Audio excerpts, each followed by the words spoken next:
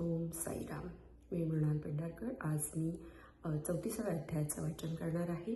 श्री गणेशाला नमस्कार असो, श्री सरस्वती देवीला नमस्कार असो, श्री गुरु मोहनजींना नमस्कार असो, श्री कुलदेवतेला नमस्कार असो, श्री सीता आणि श्री रामचंद्र यांना नमस्कार असो, श्री सद्गुरू साईनाथांना नमस्कार असो. मागच्या अध्यायात उदीचे महात्म्य खरेखुरे वर्णन करून सांगितले. चालू अध्यायातही तेच सांगून उदीच्या गुणांच्या लक्षणांचे आणखी विवेचन करूया. मागील कथेचे तेच अनुसंधान आणि उदीचा तोच प्रभाव आता श्रोत्यांनी अत्यंत सुखप्राप्तीसाठी स्वस्थ चित्ताने ऐकावा. बऱ्या होण्यास आणि सहन करण्यास कठीण असा हाड्याव्रणाचा रोग जो कोणत्याही उपायाने बरा होत नव्हता, तो साईबाबांनी स्वतः हाताने उदी चोळण्याने मुळापासून बरा कसा झाला, अशा या उदीच्या अनेक कथा आहेत. किंचित निदर्शनासाठी म्हणून त्यातली ही एक कथा सांगतो. ती अनुभवपूर्वक असल्याने श्रोत्यांना ऐकताना कौतुक वाटेल. नाशिक जिल्ह्यातील मालेगावी एक पदवीधर डॉक्टर होते. त्यांच्या पुतण्यास काही दुखणे होते. ते कोणत्याही औषधाने थांबत नव्हते. स्वतः ते डॉक्टर होते. त्यांचे मित्रही डॉक्टर होते. दोघेही शस्त्रक्रिया करण्यात निपुण आणि अनुभवी होते. नाना प्रकारचे उपाय करून ते थकले आणि त्यांची बुद्धी चालेनाशी झाली. त्या रोगाचे नाव होते हाड्याव्रण. परंतु मूळ शुद्ध शब्दापासून विकृत होऊन व्यवहारात हाड्यावर्ण रूढ झाला होता. रोग महाभयंकर, बरा होण्यास आणि सहन करण्यास अति कठीण. त्याला औषधाचे गुण येत नव्हते. देशी परदेशी सर्व उपाय झाले. मनात आले ते सर्व करून पाहिले आणि बाकी काही सोडलं नाही. शस्त्रक्रिया करून पाहिली, परंतु कशालाही यश येत नव्हते. पुतण्यात वयाने लहान होता. त्याला वेदना सहन होत नव्हत्या. दुखण्यामुळे त्याचे प्राण कासावीस होत असत. ते पाहून नातेवाईकांचे मन दुःखी होत असे. उपायांची पराकाष्ठा झाली, परंतु रोग काही बरा होईना. तेव्हा आप्तजन मित्रमंडळी म्हणू लागले की आता देवदेवतांची पूजा करा. परंतु देवदेवते, कुलस्वामी वगैरे पैकी कोणीही कामाला येईना. इतक्यात त्यांच्या कानावर आले की शिर्डीत एक प्रख्यात खासा मुसलमान साधू राहत आहे. शिर्डीचे ते संत श्रेष्ठ महान योगी साई महाराज केवळ दर्शनाने दुखणे अगदी बरे करतात, असे त्यांनी ऐकले. त्यामुळे माता पित्यांना साईंच्या दर्शनासाठी जाण्याची इच्छा झाली आणि त्यांनी मनात निश्चय केला की देवाचे नाव घेऊन हा तरी उपाय करून पाहावा. लोक म्हणतात की त्या बड्या फकीराने आपल्या हाताने उदी लावली की भयंकर रोग सुद्धा दूर होतात. अनुभव घ्यायला आपले काय जाते. चला त्यांचे पाय धरून नमस्कार करूया. शेवटचा हा उपाय करून पाहूया. त्याने तरी हे संकट टळो. हाच तर एक त्यातून वाचण्याचा मार्ग दिसतोय आता. असो. पुढे ते माता पिता घरातील आवराआवर करून साई दर्शनाला उत्सुक होऊन लवकरच शिर्डीला येऊन पोहोचले. पोहोचताच बाबांचे दर्शन घेतले. पायावर नमस्कार करून लोटांगण घातले. बाळाने दुःख सांगितले. समोर उभे राहिले. शोकयुक्त शब्दांनी हात जोडून श्री स्थायी चरणी आसक्त होऊन केविलवाणे तोंड करून ते विनवणी करू लागले. रोगाने गांजलेले आमचे हे बाळ आहे. त्याचे दुःख आम्हाला पाहवत नाही. पुढे काय करावे ते सुचत नाही. त्याची धडगत आम्हाला दिसत नाही. साई समर्था, मुलाच्या दुःखाची दुर्दशा पाहून आम्ही फार दमलो आहोत. तरी त्याच्या मस्तकावर तुमचा अभयकर ठेवून त्याचे दुखणे बरे करा. आपला महिमा ऐकून आम्ही येथे आलो आहे. आम्हाला एवढे जीवनदान द्या. तेव्हा तो करुणामूर्ती साई त्यांना आश्वासन देत झाला. या मशिदीच्या आश्रयाला जे येतात त्यांची कधीही दुर्दशा होत नाही. आता तुम्ही चिंता करू नका. ही घ्या उदी आणि त्या व्रणावर फासा. 4-8 दिवसांनी गुण येईल. देवावर विश्वास ठेवा. ही मशीद नव्हे, द्वारावती म्हणजे श्रीकृष्णाची द्वारकाच आहे. येथे ज्यांचे पाय लागतात त्यांचे रोग लगेच बरे होतात आणि त्यांना सुख शांती लाभते. तुम्हाला पण याचा अनुभव येईल. जो या मशिदीची पायरी चढतो त्याला आराम पडणार नाही, असे कालत्रयही घडणार नाही. त्याचा बेडा पार झालाच म्हणून समजा. पुढे बाबांच्या आज्ञेवरून त्या दुखण्याने पीडित मुलाला त्यांच्या समोर बसवले आणि बाबांनी त्याच्या पायावरून हात फिरवून त्याच्याकडे कृपादृष्टीने पाहिले. ते दुखणे हे केवळ शारीरिक होते, परंतु ते दैवयोगाने आलेले असो की मनाचे भयंकर असो, बाबांच्या दर्शनाने ते मुळासकट दूर होत असे. श्री साईंचे मुख पाहून त्या मुलाचे सर्व दुःख आपल्या जागीच निवळले आणि त्याचे अमृतमय शब्द ऐकून त्या रोग्याला फार सुख वाटले. पुढे ते सर्व तेथे तसेच 4 दिवसपर्यंत राहिले. रोग्याला आराम पडत गेला आणि साई चरणी त्यांचा विश्वासही जडला. त्यानंतर ते तिघे जण बाबांची पूर्ण अनुमती घेऊन आनंदित मनाने संतुष्टपणे गावी परत आले. हड्या व्रणाला उतार पडला. हा काय लहान चमत्कार का? उदी आणि कृपेची नजर हा उपचार अपूर्वच म्हणायचा नाही का? असे हे सुदैवाने महापुरुषांचे दर्शन घडले आणि त्यांचे आश्वासन आणि कल्याणकारक आशीर्वचन लाभले. त्यामुळेच त्या दुखण्याचे निर्मूलन झाले. काही दिवस गेले आणि उदी व्रणावर लावता लावता ती जखम सुकता सुकता भरली आणि त्या मुलाला आरोग्यता लाभली. त्या मुलाच्या चुलत्याने हे मालेगावी ऐकले आणि त्याला साई दर्शनाची उत्सुकता लागली आणि मुंबईला परत जाताना एवढी इच्छा पुरवू असे तो म्हणाला. पुढे मुंबईला निघाल्यावर मालेगावी आणि मनमाड येथील कोणीतरी मनात संशय घातला आणि शिर्डीचा भेद त्यांनी सोडला. चांगल्या कार्याची अशीच तऱ्हा असते. सुरुवातीला दुष्ट लोक काहीतरी बोलून अडथळा आणतात. मग जे असल्या लोकांच्या म्हणण्याला बळी पडत नाही त्यांनाच मरणोत्तर स्वर्गप्राप्ती होते. मग ते मुलाचे चुलते साई दर्शन घ्यायचे सोडून थेट मुंबईला गेले. उरलेली रजा पुढे अलिबाग येथे घालवावी असा मनात विचार केला. बेत पक्का झाल्यावर 3 रात्र पाठोपाठ झोपेत आवाज ऐकला. अजून माझ्यावर विश्वास नाही का?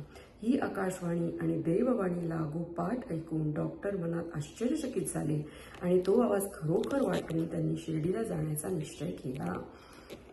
परंतु एका रोग्याला दूषित ज्वरच आलेला होता आणि त्याला या डॉक्टरचेच उपचार चालू होते. त्याला आराम पडल्यावर डॉक्टरांनी लगेच निघायचे ठरवले. परंतु तो ताप मोठा तीव्र होता. उपचारांचा काही गुण न येऊन ताप किंचितही उतरला नव्हता आणि शिर्डीचे जाणे लवकर घडत नव्हते. मग डॉक्टरांनी निश्चय केला की जर आज या रोग्याला बरे वाटले तर मी उगाच एक क्षण न दवडता शिर्डीला प्रयाण करेन. असा पक्का निश्चय केल्यावर 2 प्रहरांनी तापही उतरला आणि त्यांचा हेतू सफल होऊन डॉक्टर शिर्डीला निघाले. ठरल्याप्रमाणे शिर्डीला गेले. मनापासून श्रद्धेने बाबांच्या चरणावर नमस्कार केला. बाबांनी सुद्धा त्यांच्या मनातल्या अनुभवांची खात्री पटवून दिली आणि सेवेत त्यांचे लक्ष जडविले. मस्तकावर आशीर्वादासह हात ठेवला, उदी प्रसाद दिला आणि साईंचा अगाध महिमा पाहून डॉक्टरांना मोठे नवल वाटले. ते तेथेच 4 दिवस राहिले. मोठ्या आनंदित मनाने परत आले. 15 दिवस पुरे होतात न होतात तोच विजापुरास बढतीवर बदलून गेले. हड्याव्रणाच्या कळकळीमुळे साई दर्शनाची कल्पना उद्भवली आणि संत दर्शनाची गोडी लागून शाश्वत सुखाचा साठा गोळा केला गेला. असेच एकदा डॉक्टर चिदंबरम पिल्ले नारूच्या दुखण्याने व्याकुळ झाले होते. नारू एकावर एक 7 झाले होते आणि पिल्ले जीवाला कंटाळले होते. साईबाबांचे पिल्लांवर भारी प्रेम होते. त्या बाबा त्यांना भाऊ या टोपण नावाने हाक मारित असत. मोठ्या आवडीने त्यांचे क्षेमकुशल दररोज विचारत असत. सांज सकाळ मशिदीत कवड्यापाशी भाऊंची जागा असे आणि दोघांच्या एकमेकांशी गप्पा गोष्टी खूप चालत असत. बाबांना चिलीम ओढताना भाऊ लागे, विडी ओढताना भाऊ लागे आणि कोणत्याही गोष्टीचा निर्णय देताना भाऊ लागे. ते जवळ नसले तर बाबांना करमत नसे, अशी त्यांची कथा. नारूच्या व्यथा सहन न होऊन अगदी अशक्त होऊन भाऊंनी अंथरूण धरले. रोगाच्या दुःखामुळे त्रासून आणि जीवाला अगदी कंटाळले. अशा या भयंकर प्रसंगी सुद्धा पिल्ल्यांच्या तोंडी सारखे साईनामच होते. या यातना आता पुरे आणि यापेक्षा मरण बरे असे वाटून ते साईबाबांना शरण गेले. त्यांनी बाबांना निरोप पाठवला. हे दुःख भोगून मी आता कंटाळलो आहे. अंगाला कितीतरी व्रण आहेत, ते सहन करण्याची मला आता शक्ती नाही. आयुष्यात शुद्ध वर्तन ठेवले असून सुद्धा असली दुःखाची परिस्थिती मला का? वाईट कर्मांच्या कधी वाटेलाही न जाता हे पाप माझ्या माथी का? बाबा, या नारूच्या मरणप्राय वेदना आता मला सोसवत नाही. यापेक्षा मला मरण येऊ द्या. या यातना मी पुढच्या जन्मी भोगेन. भोग भोगल्याशिवाय माणसाला सुटका नसते. ते न भोगता शिल्लक राहिले तर आणखी जन्म घ्यावेच लागतात. परंतु प्रारब्ध भोग कधीही चुकत नसतात. हे जडबुद्धीच्या मलाही माहीत आहे. मी सुखाने पुन्हा 10 जन्म घेईन आणि तेथे माझ्या कर्मांची फळे भोगेन. या चालू जन्माचा शेवट करण्याचे एवढे मला दान द्या. या जन्माचे जगणे आता पुरे. मला या जिवंतपणापासून सोडवा. हे दुखण्याचे कष्ट सोसणे मला आता नको. हेच माझे मागणे. डॉक्टर पिल्ल्यांची ही प्रार्थना ऐकून अणिमा महिमा इत्यादी सिद्धी प्राप्त झालेल्या योग्यांचे राजे साई महाराज त्यांच्या अंतःकरणात दया उपजली आणि पिल्लांच्या समाधानासाठी त्यांनी जो कृपारूपी अमृताचा वर्षाव केला तो असा. डॉक्टर पिल्ल्यांची ती अतिशय दुःखी अवस्था पाहून ती दूर करण्यासाठी भक्तांच्या इच्छा पुरवणारे कल्पवृक्ष साईबाबा यांनी काय उपाय केला बरे. काकासाहेबांनी आणलेल्या पिल्ल्यांचा निरोप आणि सर्व हकीकत ऐकून बाबा म्हणाले, त्याला जाऊन सांग की तू मनात मुळीच भीती बाळगू नको. मग त्याला आणखी सांगून पाठवले, 10 जन्मांचा पांघू कशाला हवा. वेगळ्या पद्धतीने हिस्से करून अवघ्या 10 दिवसातच हा भोग भोगून घ्या. मोक्ष, स्वार्थ आणि परमार्थ देण्यास मी समर्थ असताना हीच तुझी शेवटची इच्छा का. मरणाचे संकट कशासाठी मागतोस. त्याला उचलून येथे घेऊन या. हा भोग भोगून सहज करूया. असे भीतीने घाबरून जाऊ नकोस. त्याला पाठीवर मारून आणा. अशा रीतीने डॉक्टर पिल्ल्यांनी नक्कीच मशिदीत त्यांना आणले आणि बाबांनी स्वतः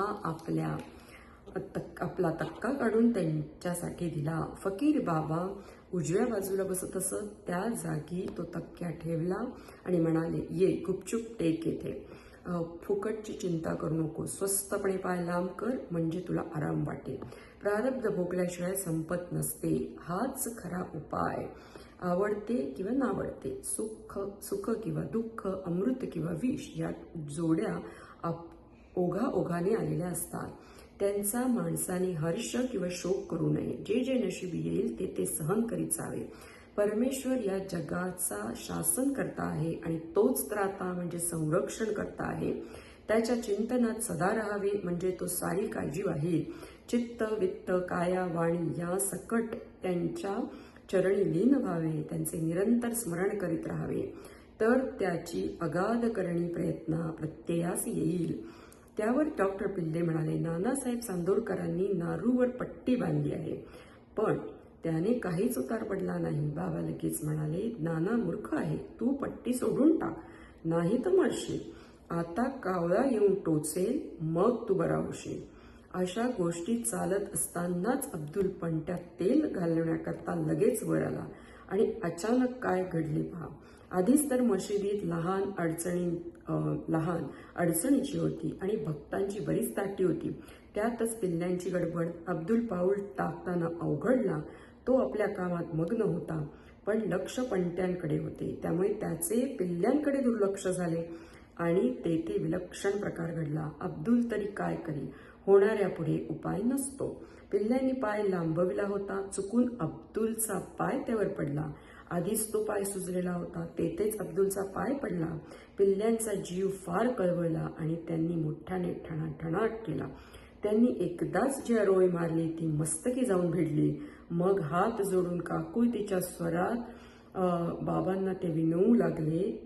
नारू फुटून वाहू लागले. पिल्ले मनात फार अस्वस्थ झाले. एकीकडे मोठ्याने ओरडू लागले आणि दुसरीकडे गाणे गाऊ लागले.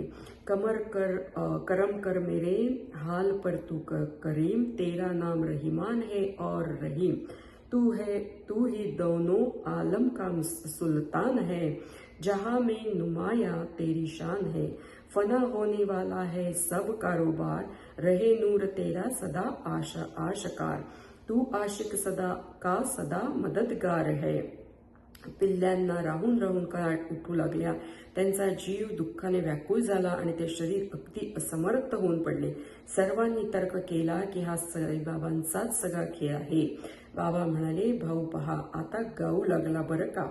पिल्ल्यांनी विचारले की तो कावळा अजून टोचायला येणार का. तेव्हा बाबा म्हणाले, तू जा, स्वस्त वाड्यात पडून राहा.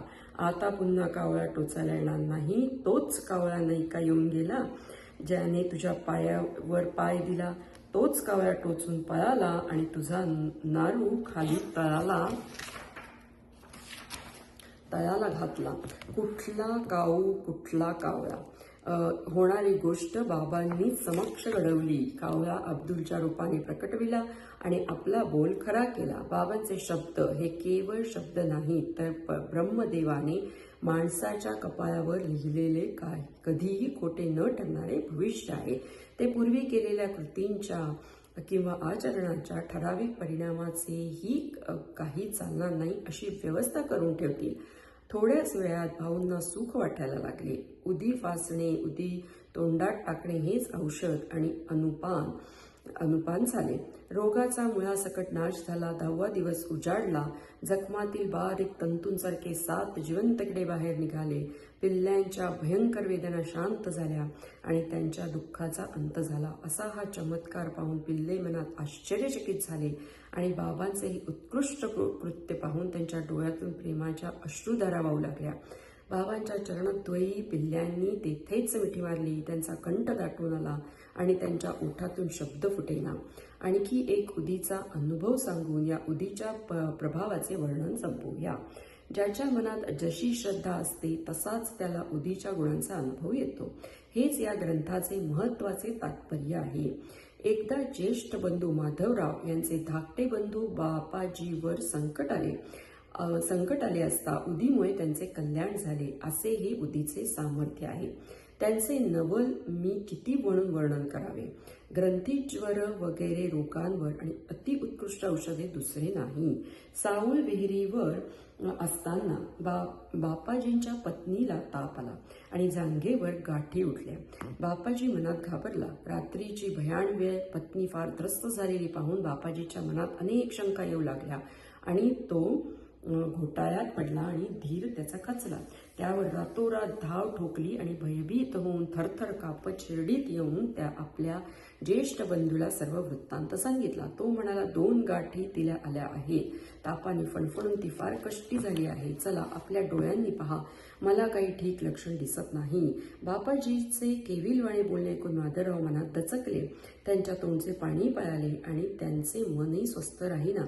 माधवराव मोठे सारासार विचार करणारे होते. गाठी म्हटल्याबरोबर त्यांच्या हृदयात धडकी भरली. ग्रंथीज्वराची तडकाफडकी सगळ्यांनाच ठाऊक असते.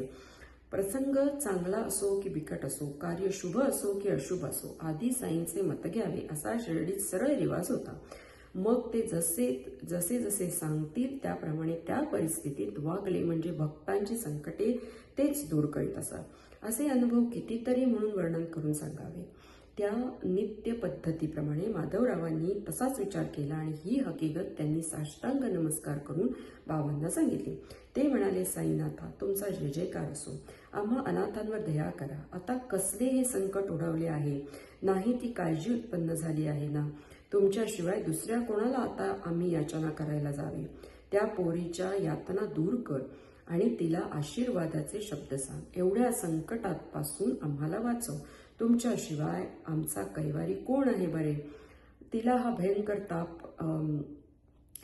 भयंकर ताप बरा कर आणि आपले ब्रीद सांभाळ. माधवरावांनी साऊल विहिरीला जाण्याची आज्ञा मागितली. तर बाबा म्हणाले, अपरात्री तेथे जाऊ नकोस. तिला उदी पाठवून दे. कशाच्या गाठी आणि कशाचा ताप, अल्ला मालिक आपला बाप आहे. तिचे दुखणे आपोआप बरे होईल आणि ती निसंदेह सुखरूप असेल. मात्र सकाळी सूर्य उगवल्याबरोबर तू साऊल विहिरीला जाऊन ये. आत्ताच जाण्याची घाई करू नको. येथे स्वस्थ राहा. उद्याच जाऊन ये. उगाच कशाला त्रास करून घ्यावा. श्रद्धेने उदी लावावी आणि तोंडात टाकावी आणि मग आपण कशाला घाबरावे. बाबांचे हे शब्द ऐकून बापाजी भ्याला. त्याची मोठी निराशा झाली. माधवरावांना औषधांना उपयोगी वनस्पती पानांची माहिती होते, पण त्यांचा उपाय आता होणार नव्हता. एका साई कृपेशिवाय औषधाला गुण नसतो हे एक वर्म आणि ही एक खूण माधवराव जाणत होते. त्यांनी बाबांची आज्ञा शिरसावंद मानून उदी पाठवून दिली आणि स्वतः स्वस्थ मनाने राहिले. बापाजी मात्र निराश होऊन परत गेला. माधवरावांनी सांगितल्याप्रमाणे बापाजीने आपल्या कुटुंबाच्या अंगाला उदी चोळली आणि पाण्यात कालवून पोटात पाजली.